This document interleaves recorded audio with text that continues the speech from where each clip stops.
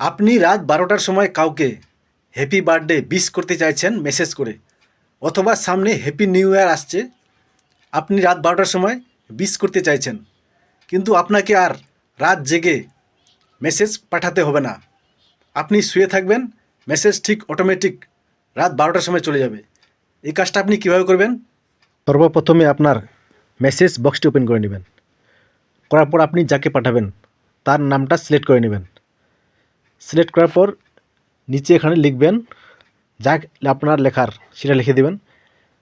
আমি এখানে লিখে দিচ্ছি হ্যাপি নিউ ইয়ার। আমি এখানে লিখে দিলাম। লেখার পরে যেখানে সেন্ড বাটন আছে এখানে চেপে ধরে থাকবেন। চেপে ধরে থাকার পর আপনার ক্ষেত্রে সিলেক্ট ডেট অ্যান্ড টাইম আসতে পারে। এখানে শিডিউল সেন্ড, এখানে আমি ক্লিক করব। এখানে ক্লিক করার পর সিলেক্ট ডেট অ্যান্ড টাইম, এখানে ক্লিক করুন। ক্লিক করার পর আপনি ডেট সিলেক্ট করে নেবেন। আমি 31 তারিখ এখানে সিলেক্ট করে নিচ্ছি।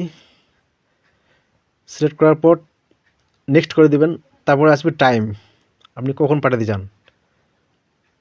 আমি সেট করে দিলাম 12টা AM। তারপর নেক্সট করে দেব, তারপর সেভ করে দেবেন। অটোমেটিক আপনি ঘুমিয়ে থাকবেন, মেসেজ কিন্তু চলে যাবে। যদি ভিডিওটা ভালো লাগে লাইক করবেন, শেয়ার করে দিন।